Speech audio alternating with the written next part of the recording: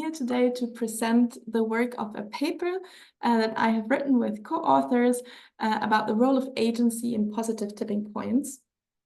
And that paper is a background paper to the Global Tipping Points report that maybe some of you have seen.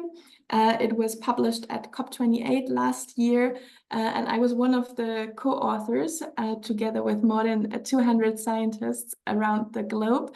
And so it's really a huge collection of current knowledge around the topic of global tipping points. And when you think about global tipping points, probably most of you will think about the Earth system tipping points, right? The melting ice sheets or the permafrost or the bleaching coral reefs. But today I will also talk about positive social tipping points, and maybe that is new to some of you. So I hope I can tell you something interesting about that.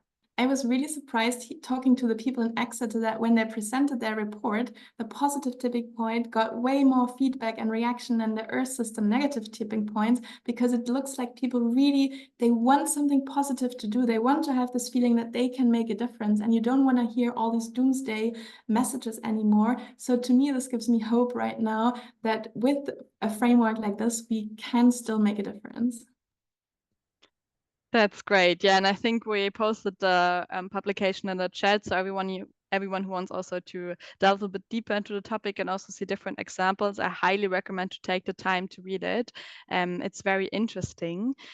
And since you already mentioned the emotions, I would already jump to the first more content-related question. Because I feel that right now, you already said it, we had a quite negative approach, and that's also been part of the discussion. We focus a lot on fear and anxiety. So my question for you would, what role do emotions play?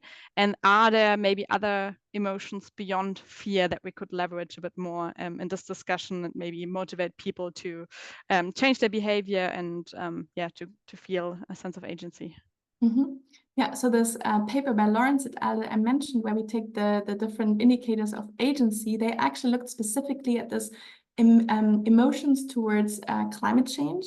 And what they found is that climate change as a topic evokes interest and engagement, but also guilt, shame, anger, and disgust. And in general, I think the feeling that is most used right now, most talked about, is climate anxiety. And this is also very interesting because a lot of studies show that actually increased climate anxiety until a certain level it leads to higher activism and higher sense of agency. But there are other studies who show also that a feeling of being overwhelmed or a feeling of having shame and guilt around that we don't do enough about climate change might also lead to either inaction or just denial of the entire topic. So it's very interesting how there are different studies who show that it can happen both. And so it's important, I feel, in public debates, often people just side one side. And I think it's really important to mention that there are different studies who show kind of contrary effects.